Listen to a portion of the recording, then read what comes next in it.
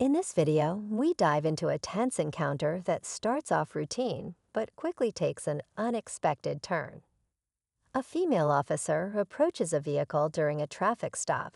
Standard procedure, right. But when the driver refuses to hand over identification, things escalate faster than anyone could anticipate. The officer, confident in her authority, decides to take a hands-on approach to resolve the situation. What starts as firm resolve soon becomes a moment of hesitation as the driver's calm but defiant demeanor leaves her second-guessing her decision. You can feel the tension in the air as both sides refuse to back down. This isn't just about the law. It's about understanding boundaries, rights, and how quickly things can spiral out of control when emotions run high. But here's the twist. The officer's actions set off a chain of reactions that no one could predict, leaving her, and the audience, questioning whether she made the right call. Stick around to see how this standoff unfolds, what's revealed about the driver's refusal, and why this moment is sparking a heated debate about authority and personal rights. This story is packed with lessons and surprises you won't want to miss. Let's get into it. As the officer stands her ground, she tries to maintain control of the situation. Her training kicks in, and she reminds the driver that refusing to show identification is against the law. But the driver remains calm, almost unnervingly so. He doesn't raise his voice or argue. Instead, he asks one simple question. "Am I being detained?" The words hang in the air, adding a new layer of tension to the encounter. The officer hesitates for just a moment, but it's long enough for the situation to feel even more unpredictable. Onlookers begin to gather, some recording with their phones.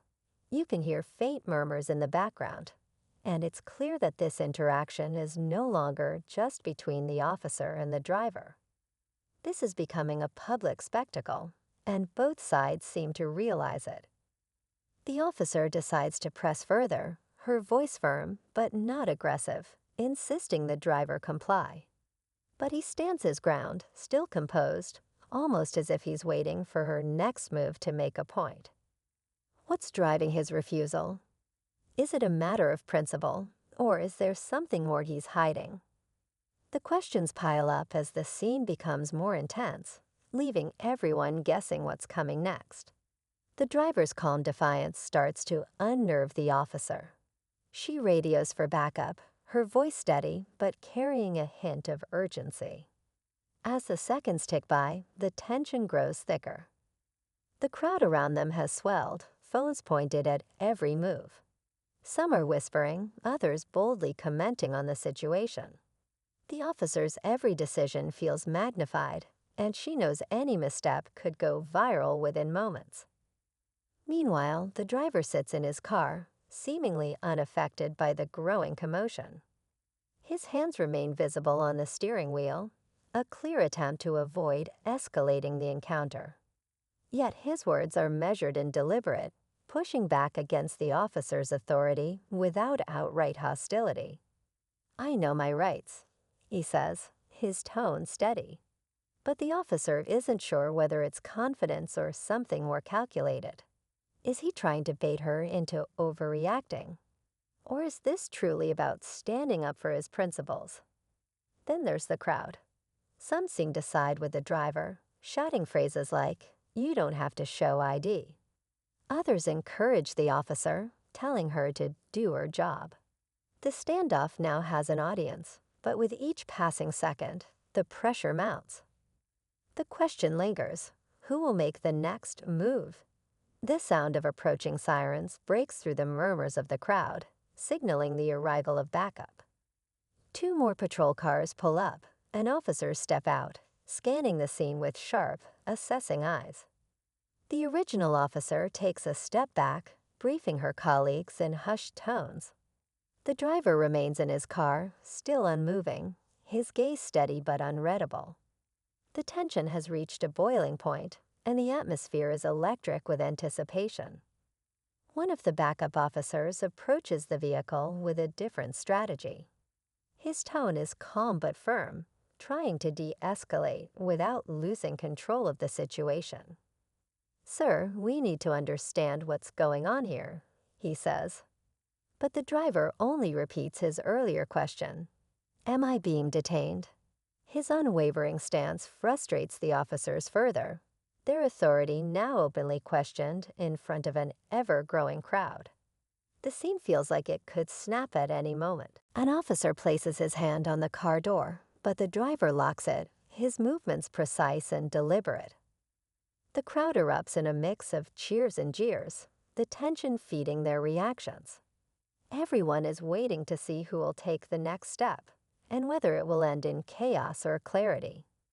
Just as the standoff seems ready to explode, the driver suddenly pulls out a stack of papers from the glove compartment and holds them up against the window. The officers pause, their hands hovering near their utility belts, unsure of what's coming next. The papers are filled with legal jargon, bolded phrases like Fourth Amendment and unlawful detainment visible even from a distance. The crowd murmurs, their curiosity piqued by this unexpected turn. One of the backup officers steps closer, motioning for the driver to roll down his window and hand over the documents. But the driver shakes his head, keeping the papers pressed firmly to the glass. "Everything you need is right here," he says, his voice cutting through the tense silence. His confidence is unsettling, and it's clear he's prepared for this moment in ways the officers hadn't anticipated. The original officer's frustration is evident. She's balancing the pressure of the crowd, the scrutiny of her peers, and her own second-guessing. Meanwhile, the crowd's energy shifts. Some see the driver as a hero standing up for his rights, while others grow restless, wanting answers. The officers huddle again, but their unease is palpable. The stakes have just been raised, and no one knows what move will break this stalemate, or what it might cost. The lead officer finally steps forward, signaling for her colleagues to stand down. She approaches the driver's window again, her demeanor shifting. "All right, sir, we're willing to look at what you have," she says cautiously. For the first time, the driver seems to soften. He cracks the window just enough to pass the papers through, his every move deliberate. The officers take a moment to review the documents, their expressions tightening as they scan the pages. It turns out the driver isn't just a random citizen. He's a legal consultant specializing in constitutional rights, and his paperwork outlines clear precedents for why he's refusing to provide ID without probable cause. The officers exchange looks, realizing they might have been operating in a legal gray area. The original officer steps back, her frustration now replaced with a mix of regret and realization. The crowd begins to sense the shift, their earlier excitement giving way to quiet murmurs. But just as it seems the tension is about to dissolve, one officer notices something odd. A detail on the driver's license plate that doesn't match the registration records. This revelation changes everything again, leaving everyone questioning whether this calm and confident driver had something to hide all along. The discovery about the license plate immediately shifts the tone of the encounter. The officers regroup, and the driver's confidence falters for the first time. "Is there an issue with my registration?" he asks, his voice steady but no longer as commanding. The lead officer informs him that the plates don't match the vehicle's records, raising new questions. The crowd grows quiet, sensing a turning point. After a tense pause, the driver explains he recently bought the car and hadn't yet updated the registration. He provides proof of purchase, and the officers verify the documents on site. It's a genuine oversight, not the hidden agenda some suspected. With everything cleared, the officers choose to let the driver go with a reminder to update his paperwork promptly. The lead officer offers a professional but reflective tone as she says, "Know your rights, but also know the importance of clarity in these situations." The driver nods, understanding the delicate balance that played out. As he drives away, the crowd begins to disperse, and the officers return to their duties. The incident leaves everyone, driver, officers, and bystanders, thinking about the fine line between exercising rights and escalating tensions.